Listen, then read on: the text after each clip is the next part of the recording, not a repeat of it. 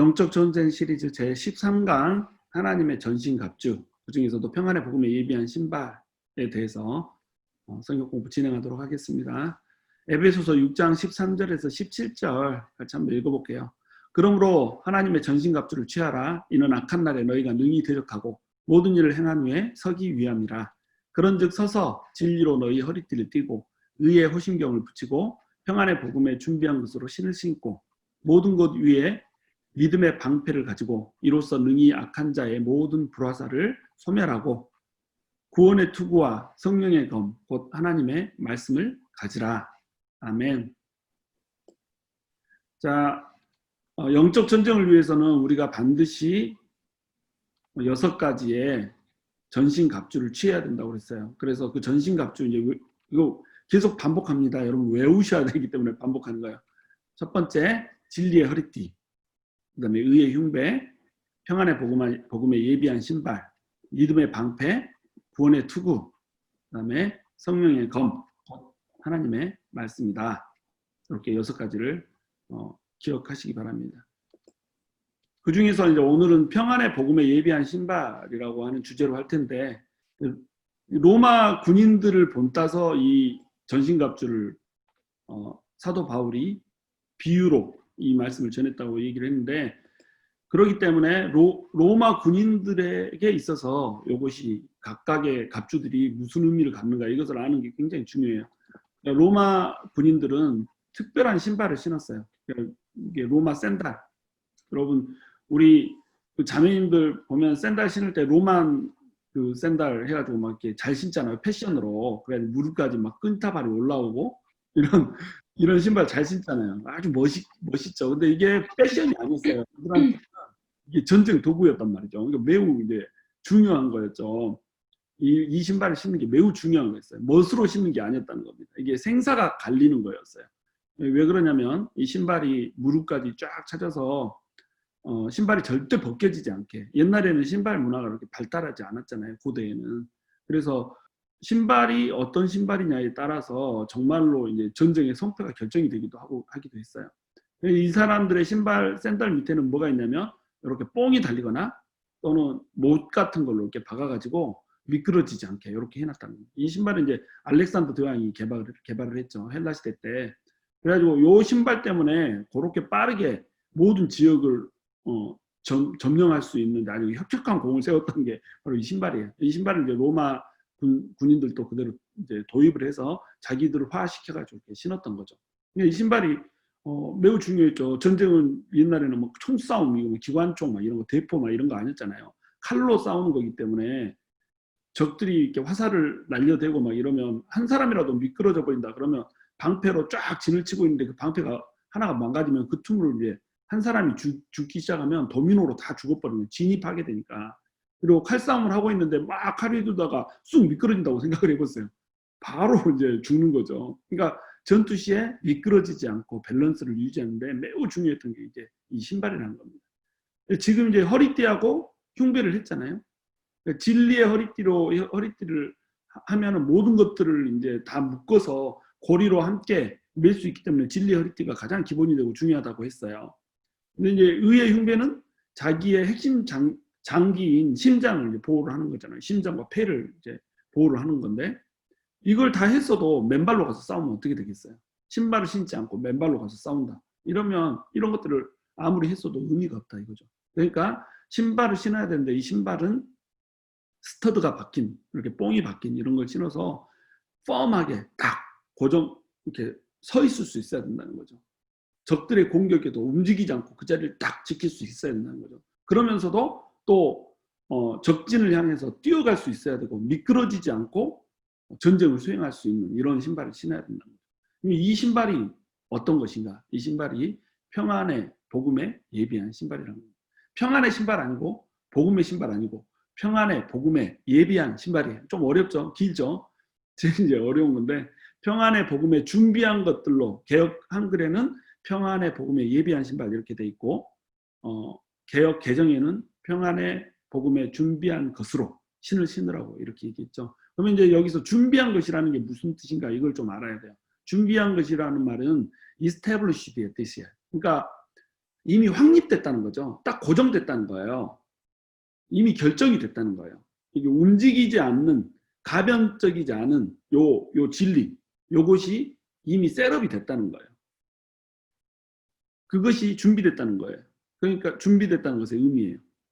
이것은 이제 두 가지 의미를 갖는데, 하나는 안으로는 내가 복음을 확실히 아는 거예요. 복음이 그냥 복음으로 어떤 공격이 들어도 이 복음은 내 복음이야 라고 딱 확실히 고정이 되어 있는 겁니다. 누가 뭐라고 해도 내 복음이 고정되어 있는 거예요. 안으로는. 그래서 그리스도 안에 있는 하나님의 은혜라고 하는 걸로 준비가 되어야 된다는 거예요. 복음은 은혜잖아요. 은혜의 복음이잖아요. 이 은혜의 복음으로 또 그리스도의 복음이잖아요. 그러니까 그리스도의 복음, 은혜의 복음으로 내 안에 확실하게 준비가 되어 있어야 된다는 거죠. 그리고 이제 밖으로는 복음을 전할 준비가 되어 있어야 된다는 거예요. 근데 안으로 내 복음이 확실하게 준비가 되어 있으면 밖으로 복음 전할 수 있을까요? 없을까요? 없죠. 나도 확실하지 않은 걸 남한테 어떻게 전해요? 내 안에도 기쁨이 없는 걸 남한테 어떻게 전해요? 그러니까 밖으로는 복음을 전할 준비가 되어 있는 것. 이것이 이제 준비한 것의 의미라는 거예요. 내 안에 확실히 복음이 고정돼서 내 안에 준비가 되어 있고, 이것이 너무 확신에 차 있기 때문에 다른 사람에게도 복음을 전할 준비가 되어 있는 것. 이것이 이제 준비됐다는 것의 의미예요. 그래서 하나님의 은혜를 확장시킬 준비가 되어야 한다는 거죠. 그래서 이 두 가지가 준비가 돼야지 두 가지 평안이 임해요. 평안의 복음에 예비한 신발이라는 표현은 뭐냐면, 우리 안에 복음이 확실하게 고정이 돼야 우리의 내면에 평안을 줄 수 있다는 겁니다. 우리가 구원을 받았는지 안 받았는지 확신이 없어요. 이 복음이 우리에게 기쁨을 줄지, 복음을 주신 하나님의 은혜가 우리에게 반드시 임하게 될지, 이런 것이 막 헷갈려. 그러면 우리 내면에 평안이 임할 수 있겠어요? 평안이 임하지 않죠. 하나님은 사랑하는 것 같기도 하고 안 사랑하는 것 같기도 하고 아리까리하고 알쏭달쏭하고 애매모호하고 막 이러면 절대로 우리 내면에 평안이 임할 수 없다는 거죠. 그러니까 이 두 가지가 준비가 돼야지 평안이 우리한테 임한다는 겁니다. 두 번째는 우리 내면에 평안이 있어야 하나님과 죄인 사이에 평안을 불러올 수 있죠. 하나님하고 죄인 사이에는 원수된 관계잖아요. 평안이 없고 평화가 없는 상태잖아요. 이 평안을 피스라고 하는데, 평화예요, 평화. 평화가 하나님과 죄인 사이에 없잖아요. 근데 내 안에 평화가 없어요. 내 안에, 내 내면에 복음으로 인한 평안이 없어요. 그러면 어떻게 하나님과 죄인 사이에 평안을 줄 수 있는 사람이 될 수 있겠냐는 거죠. 그러니까 준비한 것, 다시 얘기해서 평안의 복음에 준비한 것으로 우리 안을 확실하게 해야 우리가 우리 안에 평안도 찾을 수 있고 또 다른 사람들에게 평안을 전할 수 있는 사람도 될 수 있다. 이제 이런 겁니다. 그래서 성경 신약에 보면 복음을 일컫는 말들이 여러 가지가 다양하게 나와요. 첫 번째 이제 은혜의 복음이라는 겁니다. 복음은 은혜로 주어졌다는 거예요. 은혜로. 복음은 우리의 행위가 아니고 우리의 어떤 공로가 아니고 은혜로 주어졌다는 거예요. 그러니까 복음인 거예요. 복음. 너네가 이렇게 살아, 이렇게 못 살면 너네는 죽어, 이러면 어떻게 이게 복음이에요. 은혜로 값없이 선물로 주어졌으니까 이걸 너네는 취하기만 하면 돼, 이러니까 우리한테 이게 복음이 되는 거죠. 기쁜 소식이 되는 거예요. 그리고 이 은혜는 누가 줬어요? 하나님께서 그리스도를 통해서 줬죠. 그러니까 이걸 그리스도의 복음으로 부르는 겁니다. 그리고 이 복음은 우리 믿는 모든 사람에게 구원을 주시는 능력이 되는 거예요. 그러니까 구원의 복음이라고 부르는 거예요. 구원을 주시는 능력이 되므로 구원의 복음이라고 부른다는 거죠. 우리의 행위와 상관없이, 우리의 노력과 상관없이, 공로와 상관없이 우리 모든 사람에게 구원을 줘버리니까 구원의 복음이라고 부른다는 겁니다. 그리고 이 구원의 복음은 예수님을 통해서 주어졌는데, 예수님은 누구예요? 하나님의 아들이라는 겁니다. 하나님의 아들이기 때문에 실패가 없다는 거예요. 실수가 없다는 거예요. 이것이 복음을 일컫는 말들이었어요. 근데 에베소서에서는 특별하게 뭐라고 표현을 해요? 평안의 복음이라고 표현을 한단 말이죠. 방금 이 은혜로 주어졌다고 그랬죠? 또 그리스도께서 우리에게 해주신 걸로, 우리의 공로가 아닌 그리스도의 공로로 주어진 거라고 그랬죠? 우리의 의가 아닌 그리스도의 의로 주어진 거라고 그랬죠? 그리고 이 은혜는 우리 모두에게 구원을 주시는 하나님의 능력이죠. 그리고 이것은 하나님의 아들의 복음이기 때문에 전혀 변개될 수도 없고 실수할 수도 없고 실패할 수도 없는 것이죠. 그러니까 우리한테 평안을 줄 수가 있는 겁니다. 복음은 우리에게 평안을 주는 거예요. 예수를 믿는다라고 하면서도 마음에 평화가 없다. 이러면 복음이 완전히 우리 내면을 장악하고 있지 못하고 있다. 이렇게 생각하면 된다는 거예요. 그러니까 마귀는 지금 뭘 공격하겠어요? 복음이라고 하는 것을 공격을 하는 겁니다. 복음, 은혜라고 하는 것을 공격해요. 그리스도의 의, 그리스도의 공로, 구원의 본질 이런 것들을 계속 공략을 하면서 우리 안에 있는 뭘 깨트려요? 평안을 깨트리려고 한다는 겁니다. 지난 시간에 배웠던 진리의 허리띠, 그리고 지난 시간에 배웠던 의의 흉배에 이어서 이제 세 번째로 평화의 복음에 예비한 신발을 이제 얘기를 하고 있죠. 여러분, 이게 이 순서가 중요하다고 그랬죠. 이 순서가 중요한 이유가 왜 그러냐면 이게 연결되어 있기 때문에요. 그래요. 우리한테 진리, 하나님의 말씀이라고 하는 진리가 들어오면 우리 안에는 어떤 의의가 생기냐면 이 말씀을 받아들이는 순간에 우리의, 자기 의의가 있는 하나님의 의의가 생겨요.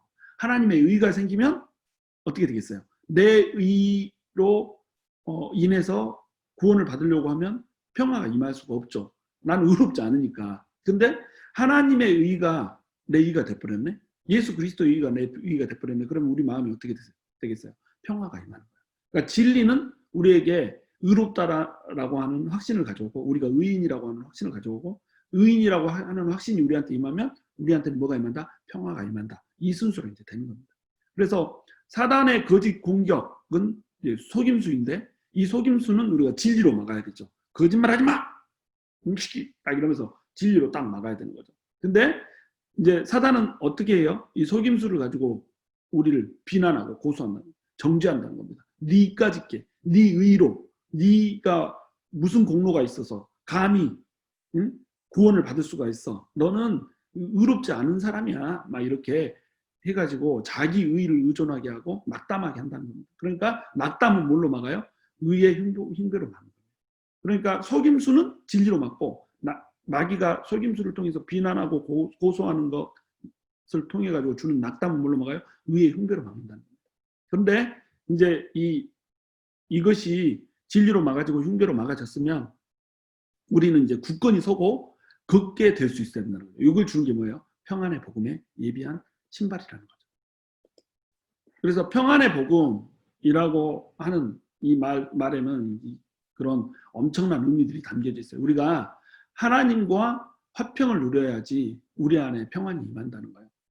하나님께서는 우리에게 화평하시기 위해서 예수 그리스도를 보내주셨거든요. 그러니까 예수님이 누구신가? 예수님은 누구세요? 예수님은 참 하나님이자 참 인간이잖아요. 하나님이면서 동시에 인간이란 말이죠. 그러면 예수님이 이 땅에 오신 목적은 뭐예요? 예수님이 이 땅에 오신 목적. 예수님이 이 땅에 오신 목적은 우리에게 평화를 주시기 위해 오셨다는 거죠. 우리를 화평케 하기 위해서 오셨다는 거예요. 로마서 5장 1절에서는 이렇게 얘기합니다. 우리가 믿음으로 의롭다 하심을 받았으니 우리 주 예수 그리스도로 말미암아 하나님과 화평을 누리자. 우리가 믿음으로 의롭다 하심을 받았어요.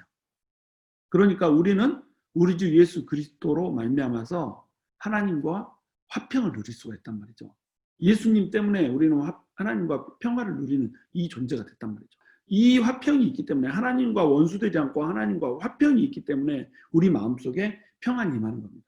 하나님과 화평을 누린다. 이 말이 무슨 말이에요? 하나님 우리 편이단 말이에요. 하나님이 누가 뭐래도 우리 편인데 평안이 임할 수가 없죠. 비바람이 몰아치고 풍랑이 몰아치고 어려움이 닥쳐도 누가 우리 편이에요? 하나님이, 전지전능하신 하나님이 우리 편이다 이거죠. 이것이 마음속에 확 와닿아 있는 사람은 뭐 이 풍랑도 곧 하나님이 잠재우시겠지, 이 풍랑 속에서도 내가 휩쓸리지 않고 하나님이 날 붙드시겠지, 이 확신이 너무나도 강한 겁니다. 그러니까 우리가 평화를 누릴 수가 있다는 거예요. 우리는 원래 하나님과 원수된 자였죠. 원수된 자라고 하는 의미가 뭐예요? 하나님의 품을 떠나서 스스로 왕이 돼서 살라고 그래요. 하나님이 왕인데 우리가 하나님의 품을 떠나서 스스로 왕이 되어서 사네. 스스로 왕이 돼서 살면 이게 어떻게 되는 거죠? 하나님께서는 그래, 네가 왕이 돼서 살아. 네가 왕이다. 왕으로 살아봐라. 이렇게 하는 거예요. 그러니까 이게 하나님과 원수가 되는 겁니다. 하나님은 하나님의 영광을 그 누구에게도 빼앗기기를 원하지 않거든요. 근데 우리가 스스로 왕이 되겠다. 이 얘기는 뭐냐면 하나님의 영광을 우리가 가르치겠다 이 말이거든요. 그러니까 당연히 하나님의 입장에서는 우리가 뭐가 돼버려요? 원수가 돼버린다는 거죠. 하나님과 화평할 수 없는 자가 돼버린다는 겁니다. 하나님과 원수가 되면 우리는 마음의 평안을 누릴 수가 없어요. 왜?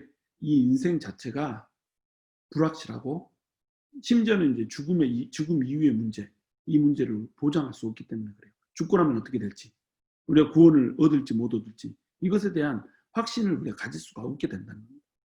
그래서 하나님과 원수가 되면, 하나님의 품을 떠나면 마음의 평안을 놓쳐버리는 것이 당연한 거예요. 하나님 안에서만 평안이 있는 겁니다. 인간 자체가 의롭지 못하기 때문에 의로움을 가지고 의로움의 잣대로 또는 선함의 잣대로 어떤 구원을 논하고 내세를 논하고 이후의 삶에 대해서 논하게 되면 그것을 보장할 수가 없다는 거예요. 어떤 잣대로 우리의 구원을 보장하고 우리의 평안을 보장할 거냐 말이에요. 그래서 인간이 이제 평안에 이르기 위해서 고안해내는 방법이 있어요. 그게 뭐냐면 절대적 진리라고 하는 것을 상대적 진리로 바꿔버리는 겁니다.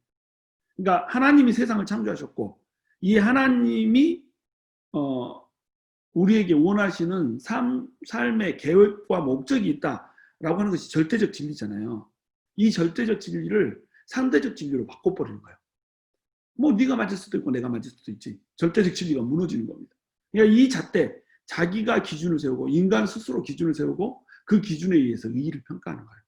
그러니까 유명한 유물론자들, 그러니까 진화론자들과 창조론자들 사이에서 이렇게 논쟁이 벌어지는 그 논쟁의 핵심을 보면 하나님이 존재하지 않다면 악을 평가하는 기준이 없다. 그러므로 악을 평가하는 기준, 사회가 제대로 이 양심에 따라서 움직여지기 위해서는 하나님이 반드시 필수적으로 존재해야 된다라고 누구 잣대로 이 사회의 규범을 정하고 인간의 존엄성을 정할 것이냐라고 딱 얘기를 하면 진화론자들은 뭐라고 얘기하냐면 우리가 기준을 세우고 우리가 도덕을 세우며 우리 기준과 우리 도덕에 맞게 우리 사회를 이끌어가는 것이다. 우리 역사는 이렇게 해왔다. 이런 식으로 주장을 한단 말이에요. 이게 자기가 기준을 세우고 그 기준에 의해서 의의를 평가하는 겁니다. 의인이 어떤 사람이냐? 사회마다 달라요. 사회의 기준마다, 사람의 기준마다, 사람의 가치마다 다 달라. 그러니까 이 사람들의 그 의롭다라고 하는 가치, 이런 것들이 막 혼재되고 복잡하게 엉켜지는 이런 문제들이 생기는 거예요.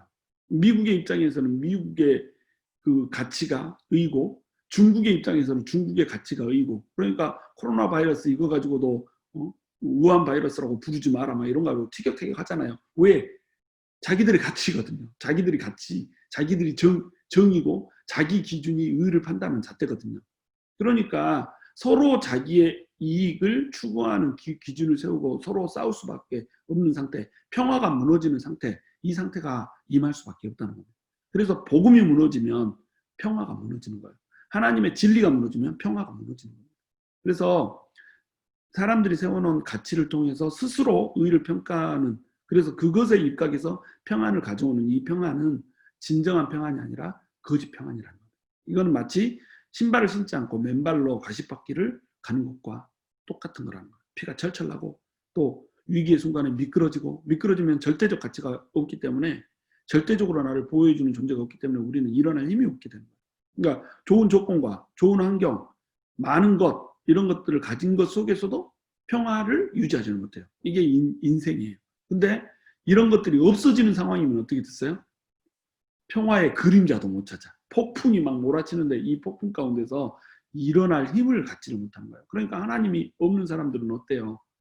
폭풍을 견딜 힘이 없는 거예요. 하나님이 있고 없고의 차이는 뭐냐면요, 이 어려움이 있고 없고의 차이가 아니에요. 하나님이 있거나 하나님이 없거나 어려움은 있어요. 근데 이 어려움과 문제의 풍랑 속에서 하나님이 있는 사람은 풍랑을 쉽게 헤쳐나가요.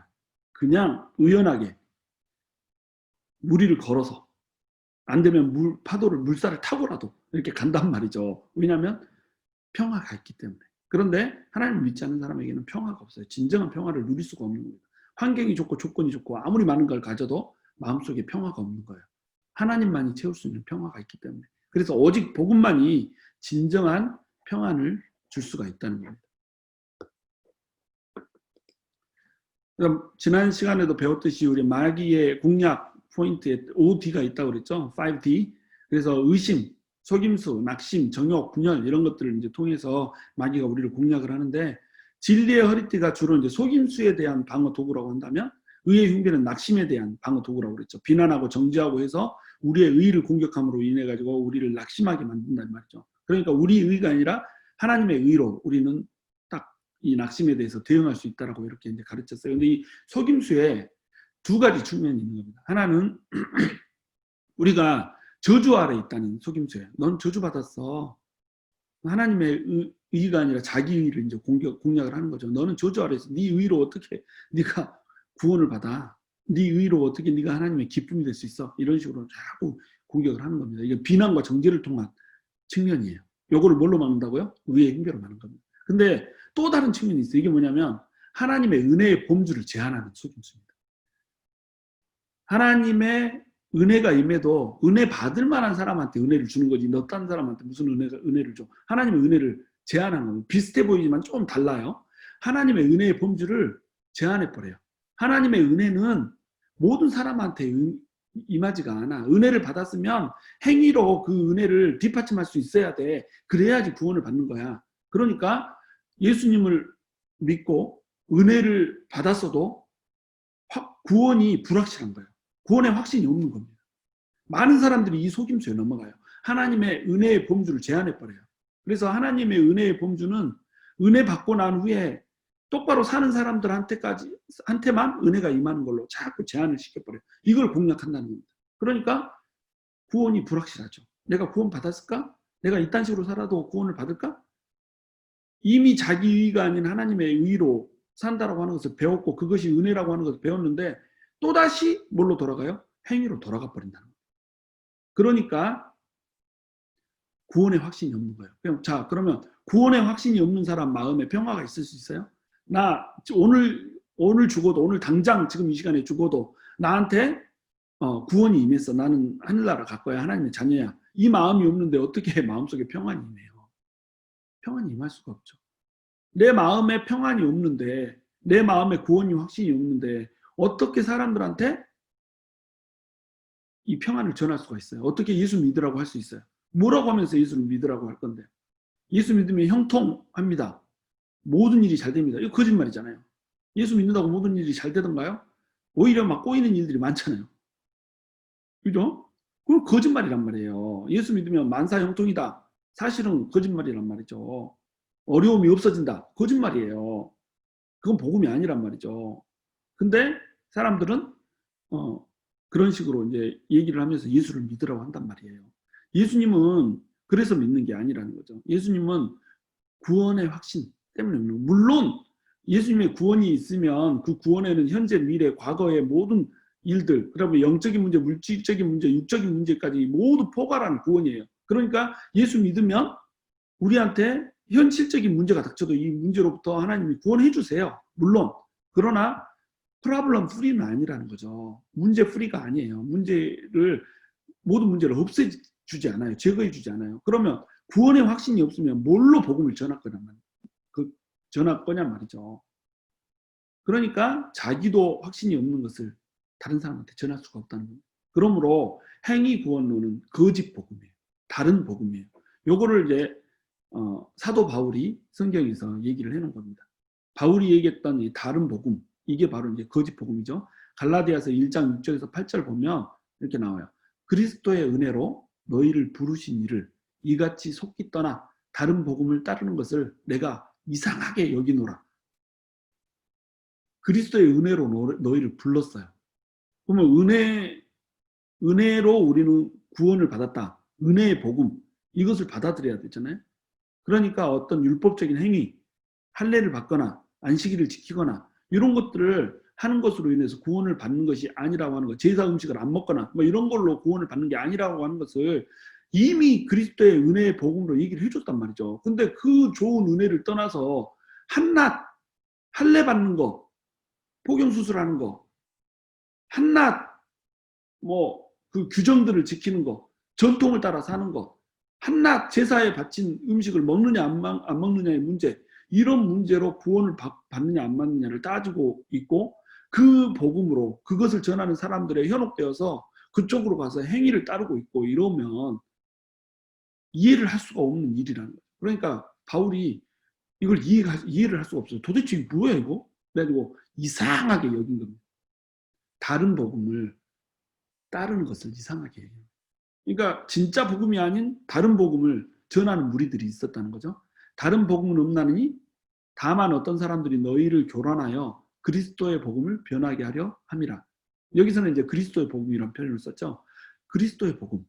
예수님이 우리의 죄를 위해서 십자가에서 죽어주시고 그 십자가에서 흘리신 피는 우리의 모든 죄를 씻을 수 있는 능력과 권능이 있고 그 그리스도의 사랑, 그리스도를 통한 하나님의 사랑은 결코 우리를 다른 것에서 다른 것들로 떨쳐낼 수가 없다라고 하는 거. 그런즉 누가 우리를 하나님의 사랑에서 끊으리요? 예수 그리스도의 사랑에서 끊으리요? 위험이나 기근이 위험이나 환난이나 뭐 기근이나 적신이나 공고나 핍박이나 이런 것들이 우리를 결코 예수 그리스도의 사랑에서 끊을 수가 없다는 겁니다.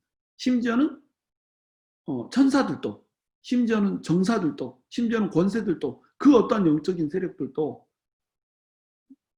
미래일이나 장래일이나 지금 현재 세상이나 또는 장차올 어떤 세상에서도 하나님의 사랑으로부터 우리를 끊을 수가 없다는 거예요. 이게 그리스도의 복음이잖아요. 근데 이것을 다른 복음으로 변질을 시켜버리는 거예요. 이것이 마귀가 하는 거라는 겁니다. 바울은 말합니다. 그러나 우리나 혹은 하늘로부터 온 천사라도 우리가 너희에게 전한 복음 외에 다른 복음을 전하면 저주를 받을지어다. 다른 복음을 전하면 저주를 받는데요. 이 다른 복음이 뭐예요? 예수 그리스도의 은혜로 구원을 받는다라고 하는 그것 말고 다른 것을 첨가한 복음이에요. 이 시대에는 뭐였냐면 너네가 할례를 받아라. 너네가 제사에 바친 음식을 먹지 말아라. 너네가 피체의 음식을 먹지 말아라. 선지국 먹지 말아라. 그 다음에 무슨 오징어 튀김 먹지 말아라. 요딴 걸로 복음을 전락해버려. 요즘에도 그런 사람들 많잖아요. 그 제칠 안식교 같은 경우에는 복음을 그냥 건강 복음으로 바꿔버렸잖아요. 웰빙 복음으로. 부정한 음식 먹지 말라는 거예요. 한낱 음식에 의해서 복음이 좌지우지 되는 게 복음이 아니라는 거죠. 하나님의 은혜는 변질되지 않는 겁니다. 그래서 이 다른 복음을 쫓는 사람들을 갈라디아서 3장 1절에서는 사도 바울이 뭐라고 이제 표현을 하냐면 어리석도다 이렇게 표현해요. 어리석도다. 갈라디아 사람들아 어리석도다 이렇게 표현한단 말이죠. 왜 좋은 은혜를 줬는데 다시 행위로 돌아가냐 이거죠.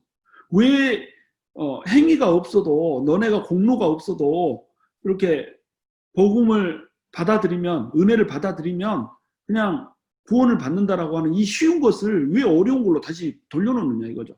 너무 어리석다 이거죠. 십자가에 못 박히신 것이 너희 눈앞에 밝게 보이거늘 누가 너희를 꾀더냐. 누군가 유혹을 했다는 거죠. 마귀가 유혹했다는 겁니다. 내가 너희에게서 다만 이것을 알려 하노니 너희가 성령을 받은 것이 율법의 행위로냐 혹은 듣고 믿음이냐. 너네가 율법을 잘 지켜서 제사 음식 안 먹고 할례해서 너네한테 성령이 임했냐? 할례 받기 전에 성령이 임하지 않았냐? 근데 왜 이제 와서 율법의 행위로 다시 돌아가려고 하느냐? 이 말이죠. 듣고 믿었으니까 성령이 임했는데 그 성령이 임한 것을 왜 다시 번복해서 돌아가냐 이거죠. 너희가 이같이 어리석으냐? 성령으로 시작하였다가 이제는 육체를 따지겠느냐? 육체로 마치겠느냐? 이렇게 말을 하고 있는 겁니다. 성령으로 시작했으면 성령으로 마치는 거예요. 육체가 우리한테 어떻게 할 수가 없다는 겁니다. 또 다른 이제 다른 복음의 이해는 이제 뭐냐면 광명한 천사로 위장을 하고 온다는 겁니다.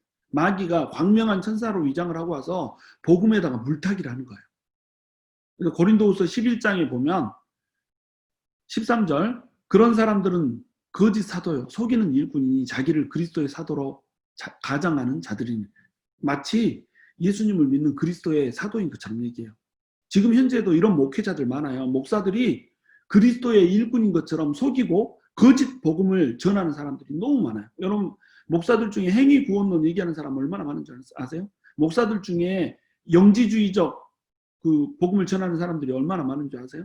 이 사람들 행위구원론을 전하는 사람들, 또 이렇게 영과 육신은 멀리 떨어져 있고 서로 고립되어 있기 때문에 육신으로 범죄를 하는 것이 영에 영향을 미칠 수 없다라고 가르치는 사람들이 얼마나 많은지 몰라요. 여러분, 그게 이제 구원파 이단이잖아요. 근데 구원파 이단 뭐라고 불러요? 목사라고 부르잖아요. 박옥수 목사 이렇게 부르잖아요. 근데 사람들 어때요? 박옥수 목사님 설교가 너무 좋아 이러고 앉아있단 말이죠. 진짜 정말 한 가지만 빼고 정말 이렇게 너무 막 은혜 같아 뭐 이런 식으로 얘기한단 말이죠. 그 한 가지가 제일 중요한 걸 모르고 이것이 거짓 사도요 속이는 일꾼이라는 겁니다. 이런 사람들이 너무 많은데 우리가 거기에 속아버려요. 왜? 그리스도의 사도인 것처럼 가장해버리거든요. 보기에 근사하거든요. 여러분, 이 사람들이 뿔 달리고 막 이렇게 나와가지고 복음 전하는 게 아니에요. 복음을 변질시키는 게 아니에요. 14절에 보면 이것은 이상한 일이 아니니라. 사탄도 자기를 광명의 천사로 가장하나니. 여러분, 마귀는요 우리한테 우는 사자처럼 우리에게 달라들지만 확 달라들기 이전에는 우는 사자의 모습으로 오지 않아요. 광명한 천사의 모습으로 와요. 막 아름다운 모습, 괜찮은 모습, 뽕 가는 모습으로 이렇게 온다는 거. 그러니까 속죠. 사탄의 일꾼들도 당연히 그러니까 마귀는 누구를 통해서 일해요? 사탄의 일꾼들을 통해서 일하잖아요. 하나님도 사람을 통해서 하나님의 일꾼들을 통해서 일하듯이 마귀도 사탄의 일꾼들을 통해서 일한단 말이죠. 근데 이 사탄의 일꾼들이 어떤 모습으로 와요? 자기를 의의 일꾼으로 가장하고 온단 말이죠. 근사하게 가장하고 온단 말이에요. 가장 이 의를 일꾼으로 가장하는 것이 또한 대단한 일이 아니니라. 그들의 마지막은 그 행위대로 되리라. 결국 그 마지막은 행위대로 될 거라는 겁니다. 이 사람들은 자기들이 매우 영적인 사람인 것처럼 위장을 해요. 여러분, 이런 사람들 되게 많아요. 매우 영적인, 하나님의 음성을 막 듣는 것처럼 하나님과 지통으로 막 이렇게 막 주고받고 있는 것처럼 막 이렇게. 근데 막상 까놓고 놓으면 행위구원론자네. 하나님께서 이 행위대로 이렇게 살지 못하면 너네는 지옥 간다고 했어. 막 그래서 지옥으로 가는 크리스찬들 막 이런 책도 내잖아요. 하나님께서 직접 영적으로 이렇게 나한테 교감을 줬단 말이야. 그런데 하나님께서 나에게 이렇게 말씀하셨는데 은혜 하면서 행위를 똑바로 하지 않는 사람들은 지옥 가더라. 막 이런 식으로 한단 말이에요. 그러면 잣대가 뭐예요? 잣대가. 어디까지 행위를 똑바로 해야지 우리가 구원받는 거예요, 도대체. 매우 영적인 걸로 위장한다는 겁니다. 그리고 또 매우 자비로운 걸로 위장을 해요. 그래서 이렇게 밖에 가서 자비 활동 이런 걸 되게 많이 해요. 선행을 많이 합니다. 선행을 많이 하니까 사람들이 속아요. 저기 천주교에서는 선행을 많이 하고 기독교에서는 선행을 좀 안 하더라. 막 이렇게. 이것도 사실은 오해지만 이 행위들을 통해서 사람들이 속는단 말이죠. 그러니까 이렇게 우리가 성당에 가야 돼. 막 이런 식으로 속는단 말이죠. 여러분, 겉모양으로 보여지는 이 자비, 겉모양으로 보여지는 긍휼, 이걸로 이렇게 우리가 복음을 재단할 수 없단 말이죠. 여러분, 예수를 안 믿는 사람한테도 자비와 긍휼이 있어요. 왜냐하면 하나님의 형상대로 우리가 빚음을 받았잖아요. 지으심을 받았잖아요. 하나님의 형상대로 우리가 지으심을 받았기 때문에 우리가 죄를 범했어도 하나님의 형상은 깨지지 않았어요. 여러분, 죄를 범죄하고 나서 우리가 에덴에서 쫓겨나잖아요. 그리고 죄 때문에 노아 시대에 홍수가 임하잖아요. 근데 홍수가 임하고 나서 하나님이 피의 생명이 있다라고 하는 얘기를 가르쳐주면서 너네는 다른 사람의 피를 흘리지 말라라고 얘기해요. 그러면서 뭐라고 하는지 아세요? 다른 사람의 피를 흘리지 말라. 다른 사람은, 그러니까 모든 사람은 하나님의 형상이니라 이렇게 얘기해요. 죄를 범했잖아요. 죄를 범해가지고 이렇게 홍수의 심판까지 받았고 홍수 이후에도 바벨탑을 쌓고 계속 범죄하는 죄인이란 말이죠. 근데 하나님의 형상이라고 여전히 부른단 말이죠. 여러분, 인간은 죄를 범했어도 하나님의 형상이 그 속에 남아있는 거예요. 그러니까 예수 믿지 않는 사람 중에서도 컴패션 이렇게 하는 사람 있어요, 없어요? 많죠. 박애주의자들 많습니다. 긍휼을 베푸는 사람들 많아요. 그러나 이것이 구원을 보장하지 않는다는 겁니다. 그것에 현혹되면 안 된다는 거예요. 착한 사람이 천국 가는 게 아니라는 겁니다. 착한 걸로 하나님의 영광, 하나님의 의에 다 이룰 수가 없기 때문에 그래요. 그래서 이 사람들은 매우 자비로운 것처럼 매우 긍휼을 베푸는 것처럼 이렇게 접근한단 말이에요. 제가 신학교에서 배웠던 어떤 교수님은 자유주의 신학자였어요. 예수님의 신비, 하나님의 신비, 심지어는 예수님의 구원 이런 것도 다 상징으로 봐버려요. 예수님의 그 부활이 실제로 있었다고 보잖아요. 동정녀 탄생 이런 것도 상징으로 봅니다. 이 사람이 구원을 받았을까요? No way. 근데 이 사람이 자기 자녀가 3명이 있는데 5명을 입양을 했어요. 얼마나 긍휼의 사람이에요. 그러면 사람들은 이 사람 보고 어때요?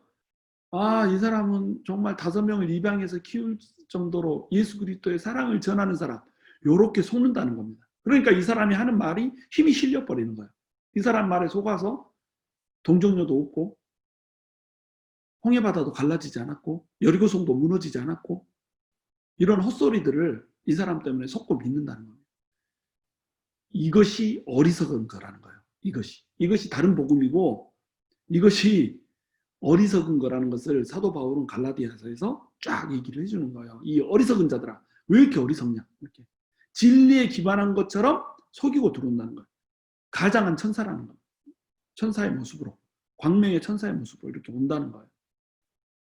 그러나 결국 뭐를 해요? 하는 일은 은혜에 대해서 의심하게 한단 말이죠. 은혜의 범주에 대해서 의심을 하게 만들어버려요. 그래서 자꾸 이런 질문하죠. 너 이거 다 믿는 거 아니지? 설마 성경 나는 예수 믿는데 그러면서도 예수님에 대해서 성경에 대해서 이런 거 질문하는 사람 여러분 봤어요 안 봤어요? 너 창조부터 부활까지 다 믿어져? 오마이갓이 막 이렇게 하잖아요. 창조부터 다 믿어? 하나님이 7일 만에 정말로 창조를 했을까? 예수 믿는 사람 중에 7일 창조를 이렇게 부인하는 사람도 얼마나 많은지 몰라.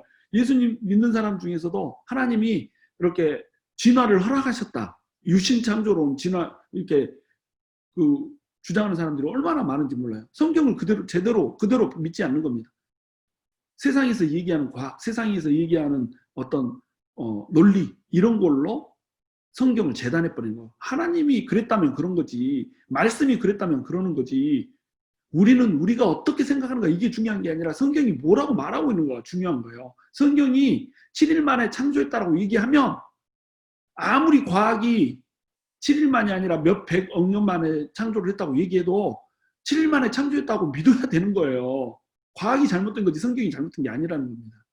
물론 과학적으로도 7일 만에 창조했다는 것이 증거가 이렇게 압도적으로 많지만 뭐 이런 말 하면 또 안 믿는 사람이 많겠죠. 아니 어찌됐건 창조부터 예수를 믿는다고 하면서도 성경에 기록된 말들을 그대로 다 믿지를 않는단 말이에요. 그러니까 이것이 다른 복음인 거죠. 죄인들로 가득 찬 곳에 뭘 믿고 피땀 흘린 돈을 갖다 바쳐. 돈 갖다 바쳐봤자 목사가 다 지 주문이 챙기지. 이런 식으로 얘기하는 사람 봤어요, 안 봤어요? 엄청 많은 게 많이 봤잖아요.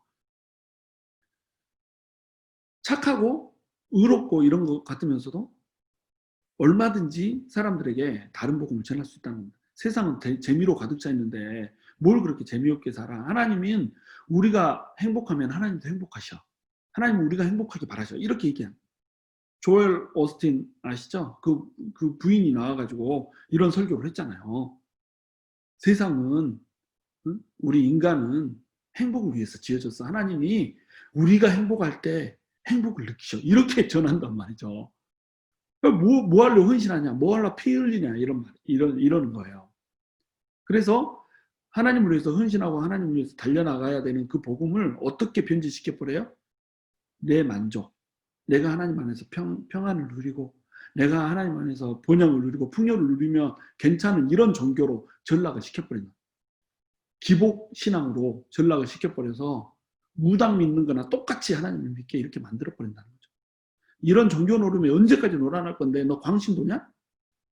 별로 광신도 같이 안 하거든. 그냥 주일 예배 가고 수요 예배 가고 금요 예배만 가도 사람들이 뭐라고 그래요? 너 광신도냐? 환자냐? 막 이렇게 물어보잖아요. 너도 환자냐? 막 이렇게.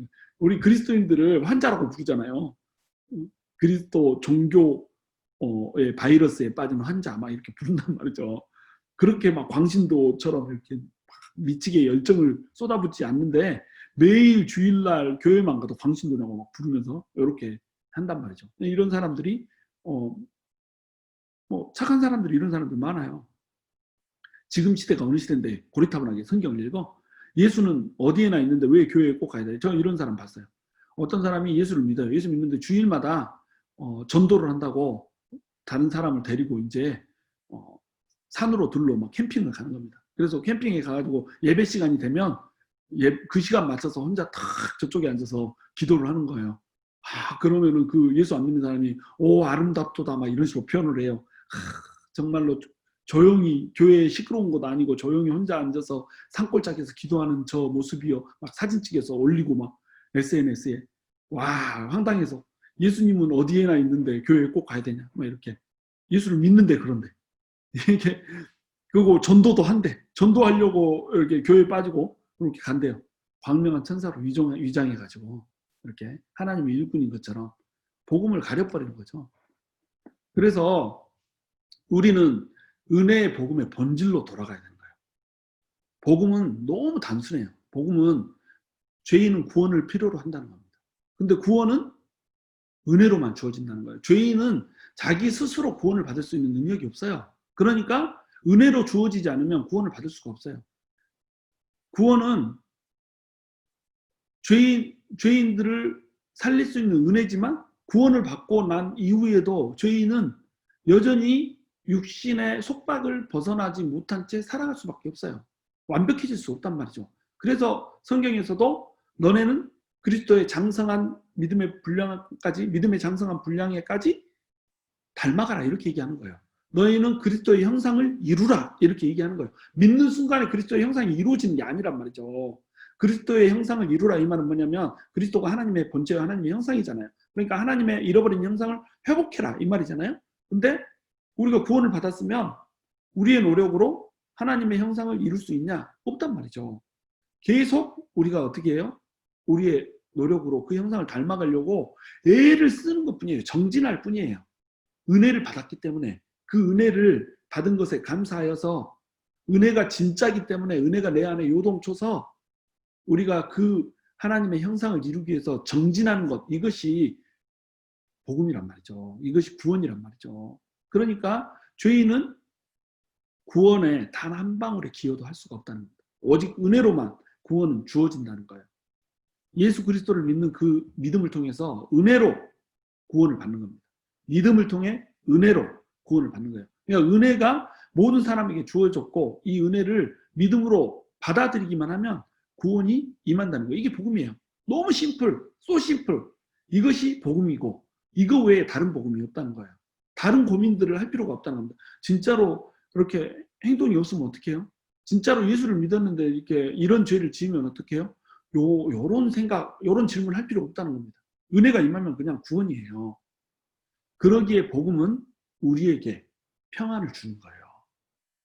그러기에 복음은 다른 죄인들한테도 평안이 될 수가 있단 말이죠. 그래서 우리가 당당하게 이 평안의 복음을 믿어라 라고 얘기할 수 있는 거예요. 그러니까 평안의 복음에 예비한 신발이 되는 거예요. 평안의 복음에 예비한 신발을 신어야 된다는 거죠.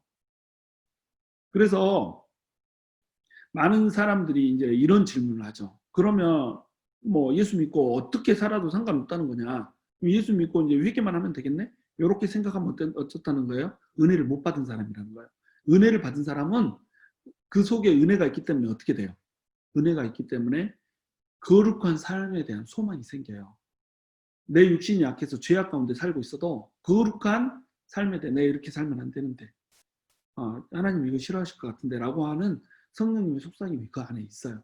그러니까 의롭게 살고자 하고 거룩하게 살고자 하는 그 성령님께서 주시는 내적인 부르심 이걸로 인해서 선행을 행하게 되는 거예요. 그리스도인들은 착하게 살려는 의지를 보일 수밖에 없다는 겁니다. 자, 그래서 뭐가 중요하다? 바로 은혜가 중요하다. 근데 이 은혜를 어떻게 한다? 사단이 공격을 한다는 겁니다. 자꾸 행위 이런 것들을 그리고 자꾸 이제 가장해서 자기가 선한 것처럼 가장해서 그 선한 것을 무기로 선해 보이는 것을 무기로 하나님으로부터 사람들을 떠나게 만든다 이거죠. 그래서 평안의 복음에 예비한 신발을 신어야 된다는 겁니다. 평안의 복음에 예비한 신발을 신으면 이제 어떤 일이 벌어지겠어요? 두려움이 없는 담대함이 생깁니다. 평안하니까. 나는 구원을 받았네. 구원의 확신이 있네. 여러분 그래서 구원의 확신이 중요한 거예요. 예수 믿었는데 천국 갈 자신이 없어요. 오늘 당장 죽었는데 천국 간다는 소망이 없어요. 이러면 담대함이 생기겠어요? 자, 복음을 전하러 갑니다. 복음 전하면 핍박이 임하고 어떤 곳에서는 죽음을 당하기도 해요. 그런데 복음을 전하다가 어떤 일을 당할지 모르는 이런 상황 가운데 복음을 전할 수 있어요? 없죠. 내가 당장 죽으면 천국 갈 확신이 없는데 뭐 하려고 목숨을 걸고 복음을 전합니까? 두려운데, 무서운데. 내 영혼을 어찌할 수 없는 사람들, 내 영혼은 하나님만이 책임지고 내 영혼은 하나님 안에서 안전하다라고 하는 0.0001%의 의심도 없는 확신이 있으니까 우리가 두려움 없이 담대함 없이 복음을 전할 수 있는 거 아니에요. 그렇잖아요. 많은 사람들이 뭐 예수님을 믿어서 뭐해 라고 반대할 줄 알고 복음을 받아들이지 않으면서 오히려 우리를 뭐 그딴 걸 믿냐라고 조롱할지 알면서도 우리가 왜 복음을 전할 수 있어요? 우리 안에 있는 확신이 있는 거다. 확신이. 이 복음이 우리 생명을 살리고 우리의 모든 문제를 구원하고 해결한다는 확신이 있는 거예요. 평안한 거예요. 그러니까 복음을 전할 수가 있는 거죠. 그리고 평안의 복음에 예비한 신발을 신으면 신발을 신었기 때문에 어때요? 맨발로 가면은 어때요? 힘있고 활기차게 달릴 수가 없죠. 세상을 향해서 복음을 받아들일 사람들을 향해서 우리가 달려갈 수가 없는 거예요. 근데 평안의 복음에 예비한 신발을 신으면 어때요? 달려갈 수가 있는 겁니다. 속에 밑에 뽕 달렸잖아. 그 뽕 달린 거 가지고 미끄러지지 않고 마구 달려가면서 하나님의 복음을 전할 수가 있다는 겁니다.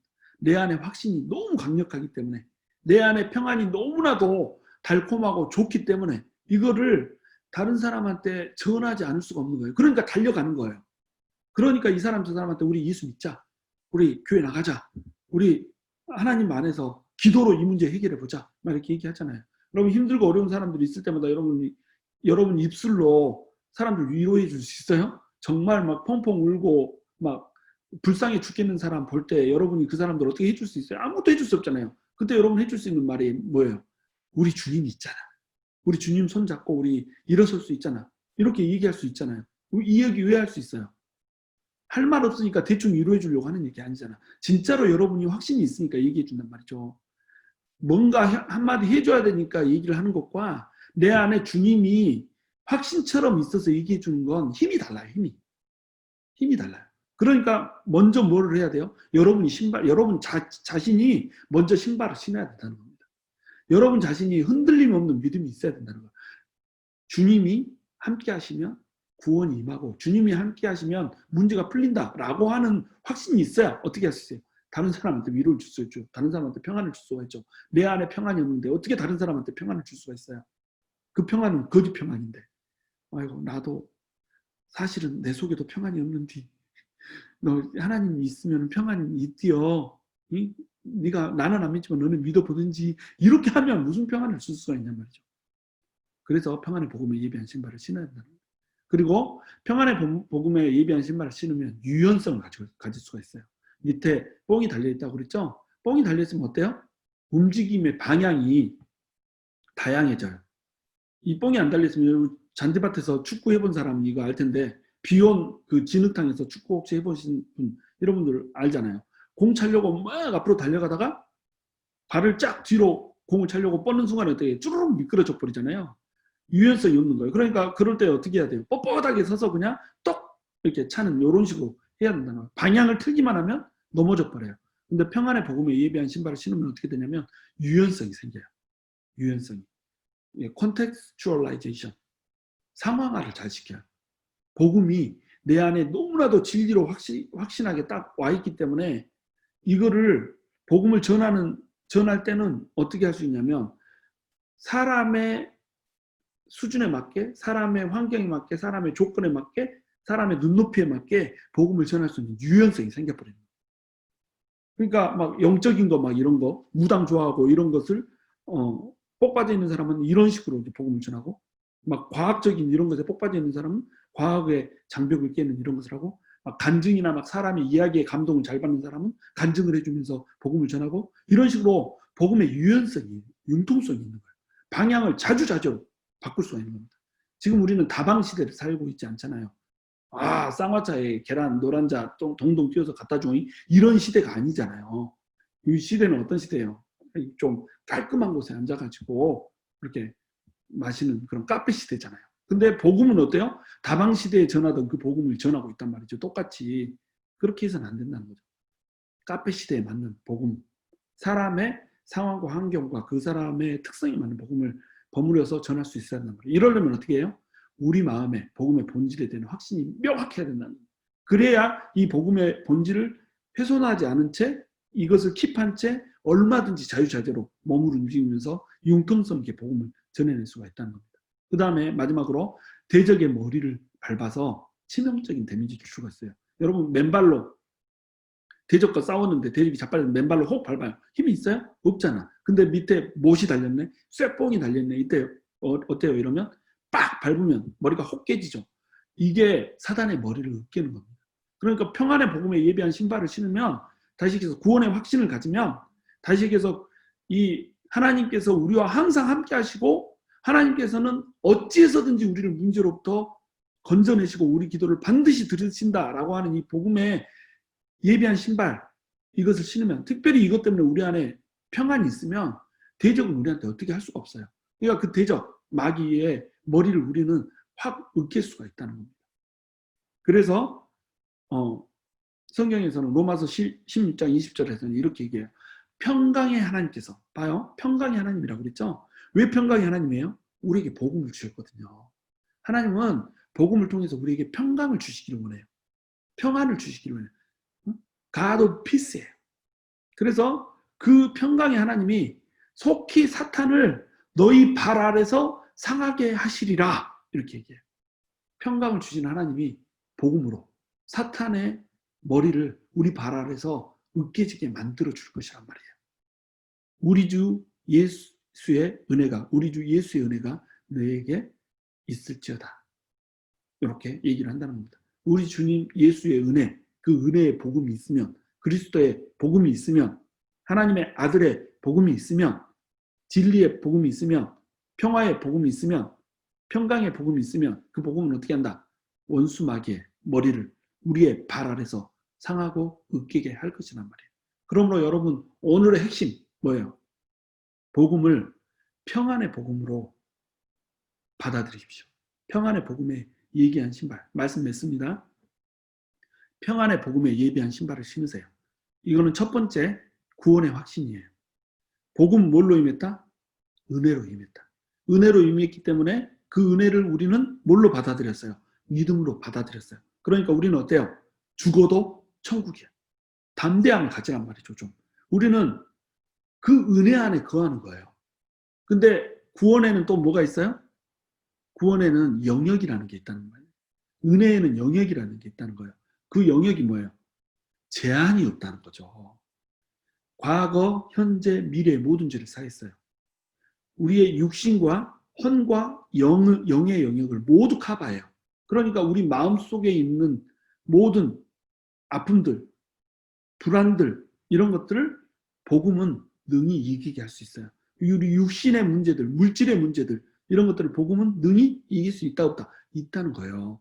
복음은 너네가 예수 믿고 은혜로 천국 간다 이 말이 아니에요. 복음은 예수 믿고 천국 간다 라고 하는 말과 함께 네가 지금 살아가고 있는 이 현재 이 자리, 지금 이 자리, 지금 이 순간이 바로 뭐다? 천국이다 이거예요. 그러니까 우리를 평안하게 해줄 수가 있는 겁니다. 우리에게 평안을 줄 수가 있는 거예요. 복음은 그런 거라는 거예요. 그러니까 그 평안을 회복하라는 거죠. 지금 너무 힘들고 어렵죠, 여러분? 막 뭔가 안 될 것 같고 불안하죠? 여러분, 주님은 다 계획이 있으시다니까요.